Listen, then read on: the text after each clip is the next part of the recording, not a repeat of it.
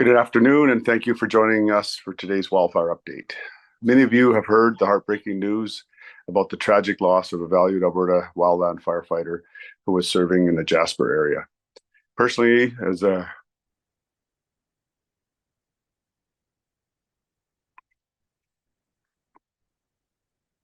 father and grandfather, the loss of a young firefighter is hard to bear. I know that I speak unanimously for my caucus colleagues in sending heartfelt sympathies to this courageous young man's family and friends. I want to recognize his unwavering commitment to protecting our communities. This will never be forgotten. I also extend my deepest condolences to his fireline colleagues and the entire 700-member Alberta Wildfire team, all of whom are profoundly affected by this loss. All Albertans stand with Alberta Wildfire staff in mourning this devastating news. I know people want to know more about the firefighter and the circumstances. We're working with the family on the release of any further details out of respect for their privacy at this difficult time, respecting that there is an occupational health and safety investigation underway also. Due to this situation, we have made the decision to postpone today's bus tours until tomorrow. I know this is disappointing for many Jasper evacuees who are hoping to see their homes today, but the fire situation is also too unpredictable today. We are planning to begin the bus tours tomorrow, pending fire conditions. I know I say this in every update, but it's especially top of mind today. Every Albertan plays a role in preventing wildfires. Preventing any additional fires caused by people helps focus our wildfire response efforts on the wildfires that we can't always control. Take a moment to consider how your daily activities might cause a spark, a dropped ember, a flyaway piece of ash, and take the time to make sure it's fully put out. Ensure you're doing everything you can to protect yourselves, your communities, and your province's forests. Before I conclude, I want to express our deep gratitude for the bravery of our wildland firefighters. Please know that we are with you as you support each other at this sad time. Again, thank you to everyone involved in Alberta's wildfire response for your dedication and hard work. Thanks. Thank you, Minister. Go ahead, Christie. Today is a difficult day for firefighters. Even though we know that wildland firefighting is a job that includes a lot of dangers, and we try to prepare for any circumstances, it doesn't lessen the impact when we lose one of our own. I'd like to acknowledge the quick response of his crewmates, Jasper National Park's visitor safety specialist, and STAR's air ambulance in providing first aid and rescue services. Unfortunately, their efforts were unsuccessful yesterday. This morning, firefighters, first responders, and contractors gathered along the highway from Hinton to pay their respects. And thank you to everyone who has reached out. I know this loss is felt strongly by firefighters across the country, as it is by Albertans as well. While his crewmates and colleagues are taking time to grieve today, we continue to do the work of managing wildfire in the province. There are currently 120 wildfires burning in the forest protection area of Alberta. 16 are out of control, 46 are being held, and 57 are under control. The wildfire danger is still extreme in the south of the province, but we are anticipating some rain over the next couple of days. We've seen low wildfire behavior on the SEMO complex in high level, as well as on the Kiska complex in the Rocky Mountain House area. We did see a few new wildfires start in the Grand Prairie area, and firefighters, aircraft, and heavy equipment are there responding. With anticipated rain today and tomorrow, we are expecting firefighters to be able to make good progress on many of the wildfires that are burning in the province. And we're urging firefighters to take care of themselves and each other, especially today, but every day. Thank you. Thanks, Christie. Go ahead, Joe. Good afternoon, and thank you for joining us today. I'd first like to start off by expressing, on behalf of the Alberta Emergency Management Agency, our sincere condolences to the family, friends, and colleagues of the Alberta wildland firefighter who was fatally injured while working in Jasper yesterday. While we know firefighting comes with tremendous risk, a loss like this is unexpected and extremely difficult. Our thoughts are with the family and the Alberta Wildfire team as they grieve this devastating loss. The Alberta Emergency Management Agency is coordinating critical incident stress management teams for those on the ground in Jasper and counseling supports for impacted employees at other locations. With regards to bus tours, out of respect for the family, crew, and all of those impacted by this tragedy, the bus tours that were scheduled to take place today for Jasper residents have been postponed by 24 hours. The residents that had signed up for the tours were notified of the postponement and last night, and the government of Alberta will continue to communicate with them directly to keep them informed. We are still encouraging residents who would like to join a bus tour to register online at alberta.ca/emergency. That is alberta.ca/emergency. Those that were scheduled to tour today will have been receiving calls today and advising them of the new schedule. And those needing help for registering can also call the Alberta Government Contact Center at 310-4455. We are planning for several buses to go through the town site each day, as long as we can ensure conditions are safe enough.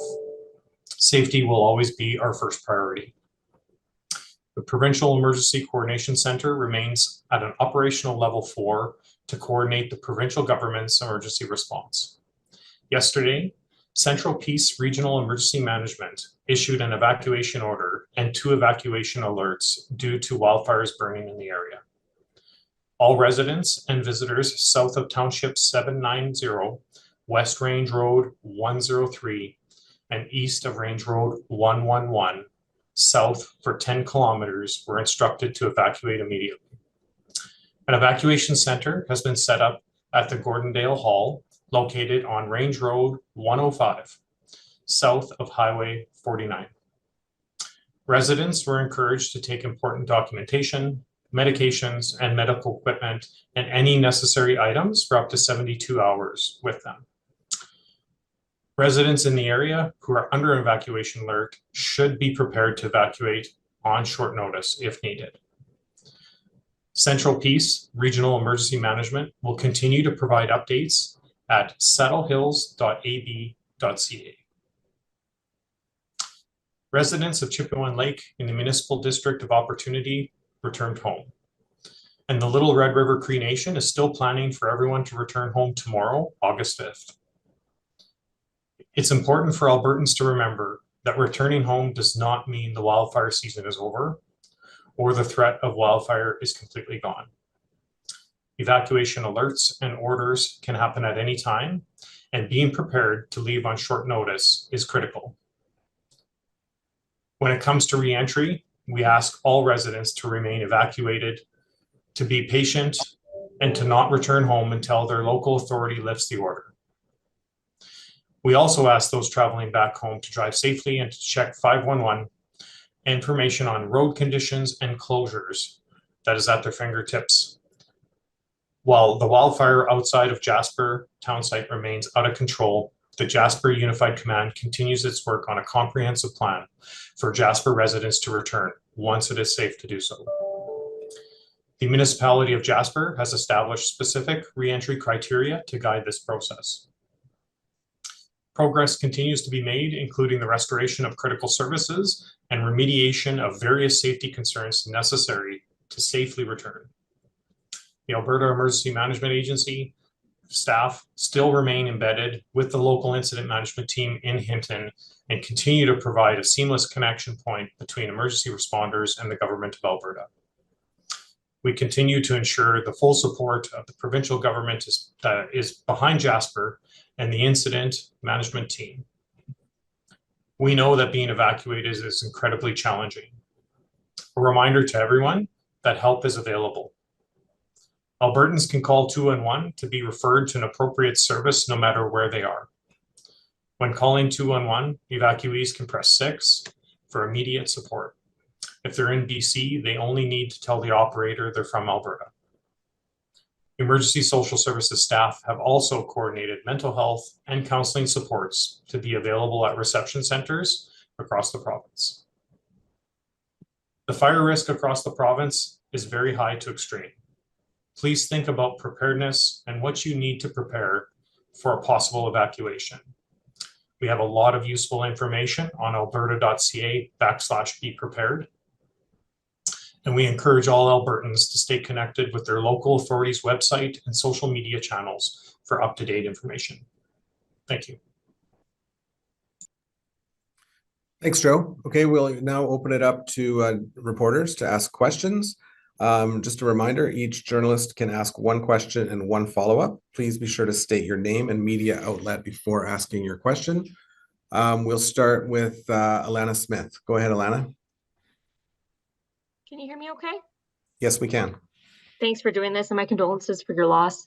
I wanted to ask a little bit about the bus tours that are supposed to go on tomorrow. I know you said, I don't know if it was you, Joe, or Todd, that said there's going to be several buses that are expected to go through. Do you have any idea of how many people will be on each of those buses, or how many people in general are supposed to be going kind of per day? I could jump in there, Minister. We have over 120 families that are registered. And so we're coordinating that with the schedule. So for example, when a bus leaves Edmonton, there will be a briefing.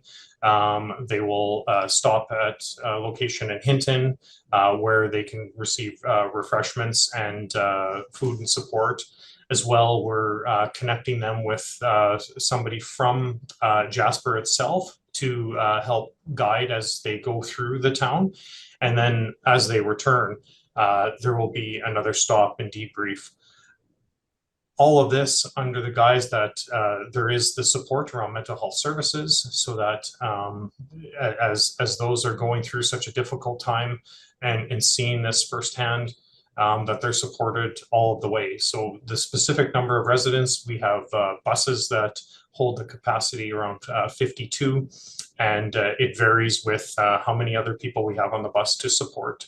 And so those residents were contacted, as I mentioned last night, to let them know that they would be rescheduled. And then today, those same residents are rescheduling them into tomorrow. Thank you. And then my second question on a different topic. I understand that you're waiting for family consent to, I guess, go into any more of the circumstances regarding the death that happened, but I'm wondering if you might be able to say whether or not there were any injuries to other firefighters at the same time.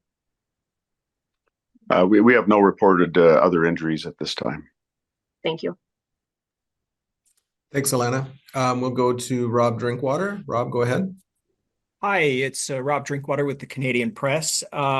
Joe, do you know how many people or properties are affected by this evacuation order for Central Peace? Central Peace has approximately 12 residences, and so that information is still coming in on how many people are involved in each of those residences. So it is a dynamic at this time, and we are awaiting those finer details as we move forward.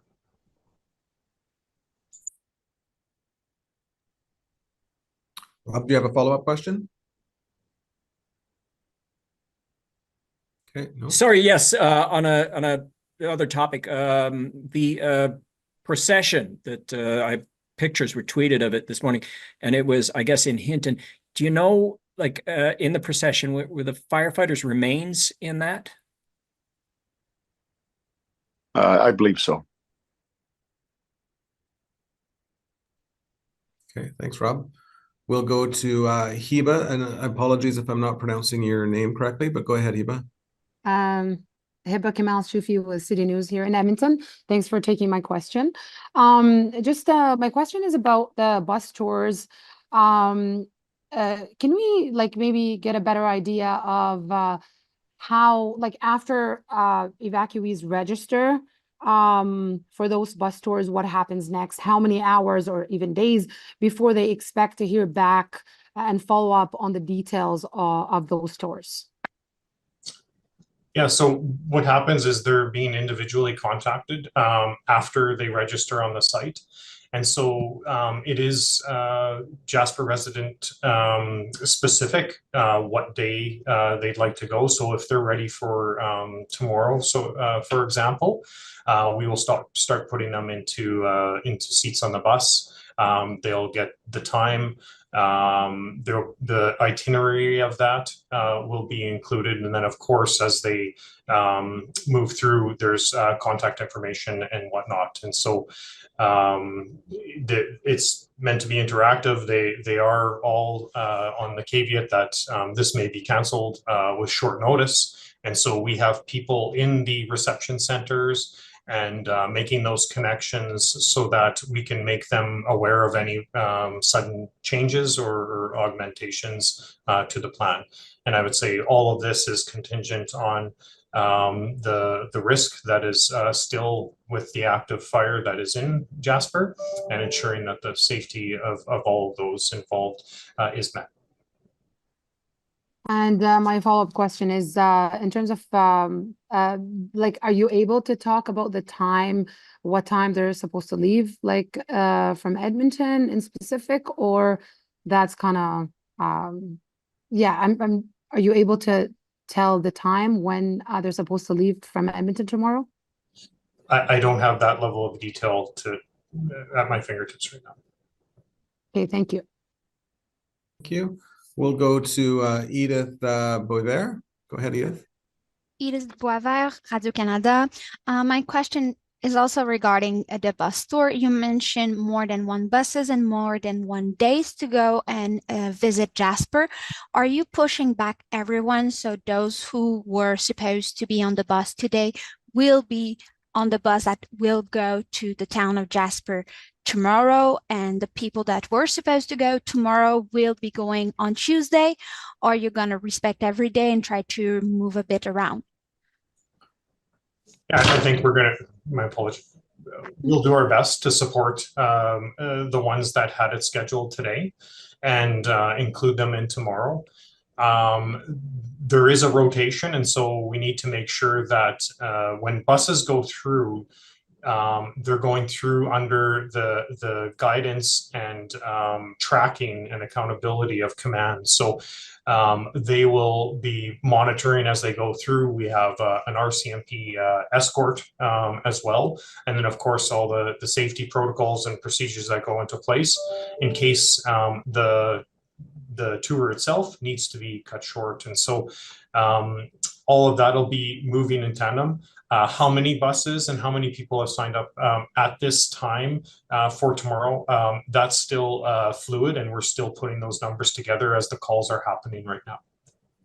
Okay, and for my follow-up, you mentioned that, yes, there were unfortunately the death of this firefighter. That's why you decided to push back the visit for Jasper, but also the state of the fire. So what made you think that tomorrow the visit will be possible? And that will be dependent on command. So first thing in the morning, we connect in with the command post, and they will let us know whether conditions are acceptable and the resourcing is in place. This is still an active fire, so resource needs, deployment, travel on the highway, everything is being coordinated. And so that situation can change. It can change with weather and all sorts of dynamics in play. And so we connect in with command. If they say it's safe to proceed, then we will continue to proceed. But it's all under that guidance. Thank you. Just like one precision, no matter what would have happened yesterday with the firefighter, would the tour today be canceled because of the fire activity? So from our perspective, and that would be newer information this morning that we would, of course, then need to cancel earlier on. But when we sent out the notice last night, we knew there was an incident, and we wanted to notify residents as soon as possible that out of respect for the family tomorrow, and I would say to ensure that there's enough mental health resources to be dedicated to those that are friends at forestry and parks, and all of those that are impacted have what they need to go through these next difficult steps. And so that was as of last night. But of course, you know, as we learned today, and things move forward, that's a reality that command may say, you know what, it's too dangerous based on a variety of factors that they would determine. And so the tour would not go forward. Thank you. Okay, thank you. Jonathan Bradley, go ahead.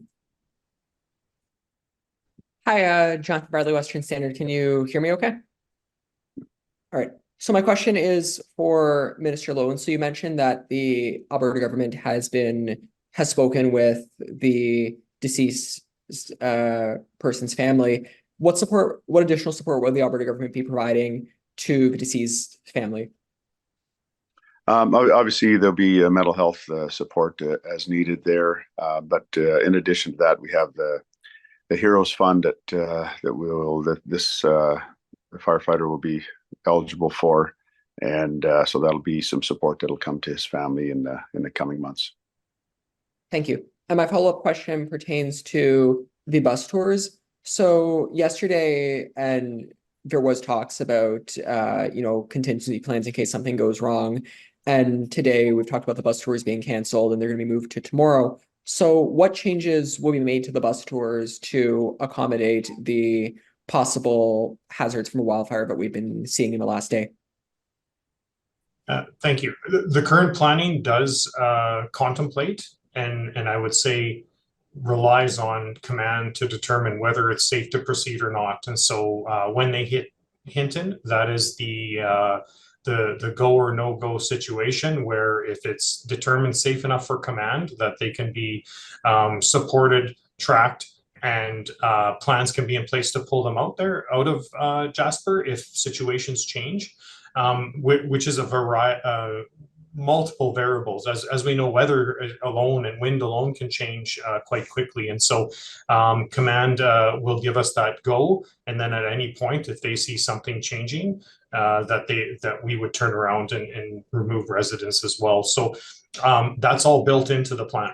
And so there's a lot of variables in command that they are determining and watching and continuing to progress as fire behavior, fire attack, the operations that are happening in the town around reentry, the safety on the highway, just to name a few, where they are watching all of those. We have a plan though, and once if something goes outside of that, we will be pulling our residents back.